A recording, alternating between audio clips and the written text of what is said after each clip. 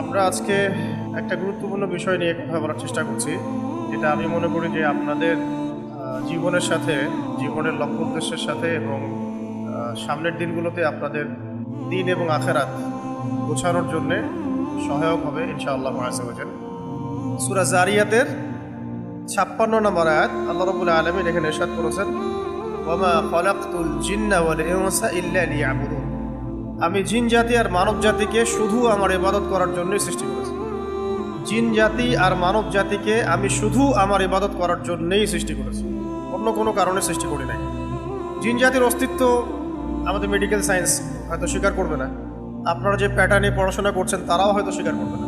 তো আল্লাহ রাব্বুল আলামিন অভ্রান্ত সত্যের উৎস, যেই কিতাবের মধ্যে কোনো সন্দেহ নাই, লা রাইবা ফি হুদাল লিল মুত্তাকিন, যেই কিতাবে কোনো বিকৃতি আসতে পারবে না।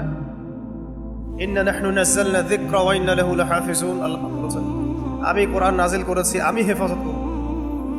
সেই কিতাবের মধ্যে আল্লাহ পাক বলেছেন, ওয়া মা খালাকতুল জিন্না ওয়াল ইনসা ইল্লা লিয়াবুদুন। আমি জিন জাতীয় সৃষ্টি করেছি, মানব জাতীয় সৃষ্টি করেছি শুধু আমার ইবাদত করার জন্য। এখন বর্তমান বিশ্ব মেডিকেল সায়েন্স, ইঞ্জিনিয়ারিং জিনের অস্তিত্ব বিশ্বাস করুক বা না করুক, আল্লাহ পাক বলেছেন জিন জাতি আছে এবং আমি তাদেরকে সৃষ্টি করেছি আমার ইবাদত করার জন্য, ঠিক যেমন তোমাদেরকে সৃষ্টি করেছি আমার ইবাদত করার জন্য। জিন জাতিকে আল্লাহ রাব্বুল আলামিন সৃষ্টি করেছেন, এটা ব্যাখ্যা করেছেন, বর্ণনা করেছেন। সূরা জিন নামে আলাদা সূরাও নাজিল করেছেন, সূরা জিন নামে আলাদা সূরাও নাজিল করেছেন। কুল উহিয়া ইলাইয়া আন্নাহু ইসতামা'a নাফারুম মিনাল জিন ফাকালু ইন্না সামি'না কুরআনান আজাবা। এইভাবে সূরা জিন শুরু হয়েছে। রাসূলুল্লাহ সাল্লাল্লাহু আলাইহি ওয়াসাল্লাম তায়েফ থেকে যখন ফিরে আসছিলেন, তায়েফবাসী তাকে কি কষ্ট দিয়েছে এটা তো আপনারা জানেনই, আমি আশা করি আপনারা জানেন, যদিও সিলেবাসে নাই, তারপরে আপনারা জানেন। তায়েফবাসীর যন্ত্রণাদায়ক সেই যে ব্যবহার, অপমান, সেখান থেকে রক্তাক্ত হয়ে ফিরে আসার পথে নাখলা নামে একটা জায়গা ছিল, নাখলা উপত্যকা, কারনুল মঞ্জিল বলা হয়।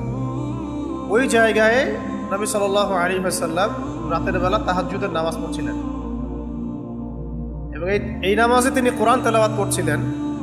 এই কোরআন তেলাওয়াত শুনে জিনদের একটা দল ইসলাম কবুল করেছে। এই কোরআন তেলাওয়াত শুনে জিনদের একটা দল ইসলাম কবুল করেছে। মানুষকে দাওয়াত দেওয়ার জন্য নবী সাল্লাল্লাহু আলাইহি ওয়াসাল্লাম তায়েফে গিয়েছেন, মানুষেরা ইসলাম কবুল করে নাই, কিন্তু নবী সাল্লাল্লাহু আলাইহি ওয়াসাল্লামের তেলাওয়াত শুনে জিনেরা ইসলাম কবুল করেছে। তাই আমরা দিনের কাজ করতে থাকলে ইম্প্যাক্ট কোথায় পড়বে এটা নিয়ে আমাদের এত উদ্বিগ্ন হওয়ার কিছু নাই।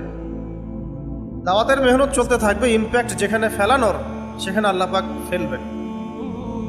হয়তো আপনি যাদেরকে নিয়ে আশা করছেন তারা আপনার কথা শুনবে না, আপনাকে ভুলও বুঝতে পারে। তেমন হতে পারে অন্য কোনো জাতি, অন্য কোনো কওম, অন্য কোনো দেশ, অন্য কোনো রাষ্ট্র আপনার দাওয়াত কবুল করেছে। ঠিক যেমন মক্কায় 13 বছর দাওয়াত দেওয়া হলো, মক্কায় 13 বছর ইসলামের দাওয়াত দেওয়া হলো। প্রথম দিকে মক্কাবাসীর আচরণ কি ছিল আপনারা তো জানেন। আবার সেখান থেকে আবু বকর, ওমর, ওসমান, আলী তাদের মতো সাহাবীও তৈরি হয়েছে। কিন্তু ইসলামী রাষ্ট্র কায়েম হলো প্রথমে গিয়ে মদিনায়। কোথায়? মদিনায়। 13টা বছর আবু জেহেলদেরকে বোঝানো হলো ইসলাম সম্পর্কে, কোরআন সম্পর্কে, শরিয়া সম্পর্কে, তারা কবুল করলো না। 3 বছর দাওয়াত দেওয়া হলো মদিনায়। 3 বছরের মধ্যে মদিনায় ইসলামী রাষ্ট্র কায়েম হলো। ইম্প্যাক্ট কোথায় পড়বে এটা নিয়ে আমাদের এত উদ্বিগ্ন হওয়ার কিছু নাই। আমাদের কাজ দাওয়াত দেয়া। মাদ্রাসা পূর্ব ভাইরা যদি হাকিকত বুঝতে না পারে, আল্লাহ পাক জেনারেল শিক্ষিত ভাইদেরকেও তুলে নিয়ে আসতে পারেন। জেনারেল ভাইরা যদি হাকিকত বুঝতে না পারে, আল্লাহ পাক অমুসলিমদেরকে হেদায়েত দিয়ে ইসলাম কবুল করাতে পারেন। আল্লাহ পাকের কোনো দল, জাতি, গোষ্ঠী, ব্যক্তির কোনো পরোয়া নাই। ইন তানসুরুল্লাহ ইয়ানসুরুকুম, তোমরা যদি আল্লাহকে সাহায্য করো, মানে আল্লাহর দ্বীনকে সাহায্য করো, আল্লাহ তোমাদেরকে সাহায্য করো। ওয়া ইন তাতাওয়াল্লাউ ইস্তাবদিল কওমান গায়রাকুম, তোমরা যদি মুখ ফিরায় চলে যাও, আল্লাহ পাক প্রয়োজনে অন্য কওমকে হেদায়েত দিয়ে তোমাদের স্থলাভিষিক্ত করবেন। সুম্মা লা ইয়াকুনু আমসালাকুম, তারা তোমাদের মতো অপদার্থ হবে না। আল্লাহ পাক আমাদেরকে সৃষ্টি করেছেন, জিন জাতীয় সৃষ্টি করেছেন। আমি জিনের কথাটা কেন বললাম প্রথমে, কারণ আমরা যত পড়াশোনা করছি, এডুকেশন সিস্টেমটা স্কুল থেকে নিয়ে, কলেজ থেকে নিয়ে, বিশ্ববিদ্যালয়, ইঞ্জিনিয়ারিং, মেডিকেল সায়েন্স, কেউই জিনের অস্তিত্ব বিশ্বাস করে না। কারণ জিন দেখা যায় না।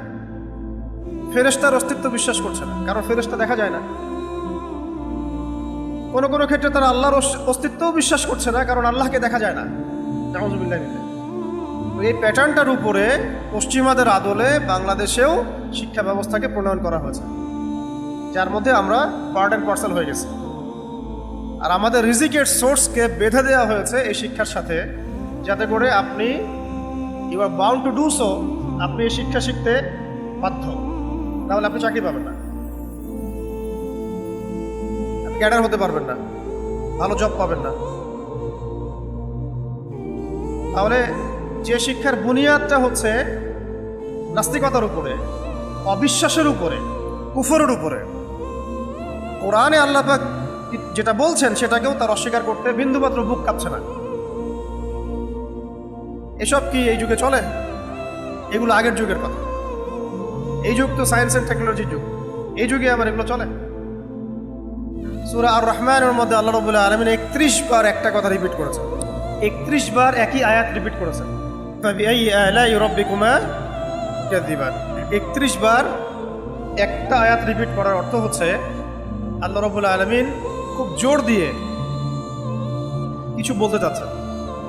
ফাবিআইয়ি আলাই রাব্বিকুমা তুকাযযিবান, একটা একটা করে নিয়ামত স্মরণ করিয়ে দেওয়া হচ্ছে এবং বলা হচ্ছে তোমরা দুই জাতি কোন কোন নিয়ামতকে অস্বীকার করবা। তোমরা দুই জাতি বলতে এখানে ওই যে ওয়ামা খালাকতুল জিন্না ওয়াল ইনসা ইল্লা লিয়াবুদুন, জিন জাতি আর মানব জাতিকে বলা হচ্ছে যে তোমরা দুই জাতি তোমাদের রবের কোন কোন অনুগ্রহকে অস্বীকার করো। আমাদের সিস্টেম জিন স্বীকার করছে না, ফেরেশতা স্বীকার করছে না, আগেকার আসমানি কিতাব স্বীকার করছে না, আগেকার নবী রসুলকে স্বীকার করছে না, ইভেন আল্লাহ পাকের অস্তিত্বকে স্বীকার করছে না। ওই যে জনাব তারা বলেছেন যে পৃথিবীর সৃষ্টি হয়েছে বিগ ব্যাং থেকে, তাই না? যাদেরকে এই সিস্টেমে পূজা করা হয়, পূজনীয় ব্যক্তিত্ব তারা বলেছে পৃথিবীর সৃষ্টি হয়েছে বিগ ব্যাং থেকে।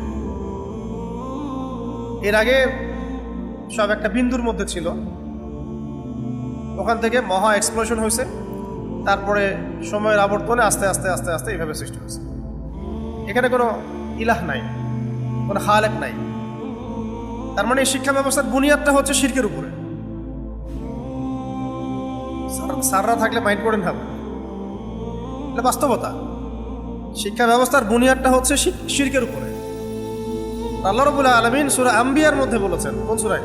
সূরা আম্বিয়ার মধ্যে আল্লাহ পাক বলেছেন আওয়ালাম ইয়ারাল্লাযীনা কাফারু, যারা কাফের তারা কি দেখে না? দেখে না মানে তারা কি উপলব্ধি করতে পারে না? আওয়ালাম ইয়ারাল্লাযীনা কাফারু আন্নাস সামাওয়াতি ওয়াল আরদা কানাতা রাতকান ফাফাতাকনাহুমা, কাফেররা কি লক্ষ্য করে দেখে না বা বুঝতে পারে না যে আসমান সমূহ, মহাবিশ্বের কনসেপ্ট আমরা পাইছি কবে? আল্লাহ রাব্বুল আলামিন 1400 বছর আগে বলেছেন আসমান সমূহ, অনেকগুলো আসমান এবং এই জমিন পৃথিবী একটা বিন্দুর মধ্যে কেন্দ্রীভূত ছিল। কানাতা রাতকান ফাফাতাকনাহুমা, আল্লাহ পাক বলছেন এরপরে আমি উভয়কে পৃথক করে দিলাম। আল্লাহ বলছেন আমি পৃথক করে দিলাম। আমরা বলছিলাম যে আমাদের পুরো শিক্ষা ব্যবস্থার প্যাটার্নটা কুফর এবং শিরকের উপরে দাঁড়িয়ে আছে। এখান থেকে প্রমাণ করতে গিয়ে আমরা বিগ ব্যাং থিওরি নিয়ে কথা বলছিলাম, যে এখনকার মডার্ন সায়েন্স কি বিশ্বাস করে বিগ ব্যাং এর মধ্য দিয়ে মহাবিশ্ব সৃষ্টি হয়েছে। আর আল্লাহ রাব্বুল আলামিন সূরাতুল আম্বিয়া এর 30 নম্বর আয়াতে ইরশাদ করছেন যে আওয়ালাম ইয়ারাল্লাযীনা কাফারু, একটু আগে বললাম আওয়ালাম ইয়ারাল্লাযীনা কাফারু, কাফেররা কি লক্ষ্য করে দেখে না? আন্নাস সামাওয়াতি ওয়াল আরদা কানাতা রাতকান ফাফাতাকনাহুমা, এই মহাবিশ্ব আসমানসমূহ এবং এই জমিন একটা বিন্দুর মধ্যে কেন্দ্রীভূত ছিল, এরপরে আমি আল্লাহ এটাকে পৃথক করে দিলাম। ওয়াজআলনা মিনাল মাই কুল্লা শাইইন হাই, ওয়াজআলনা মিনাল মাই কুল্লা শাইইন হাই আফালা ইউমিনুন, এবং প্রত্যেক জীবন্ত সৃষ্টিকে, মানে যার প্রাণ আছে, প্রত্যেক জীবন্ত সৃষ্টিকে বা প্রত্যেক মাখলুককে যার প্রাণ আছে তাকে আমি সৃষ্টি করেছি পানি থেকে।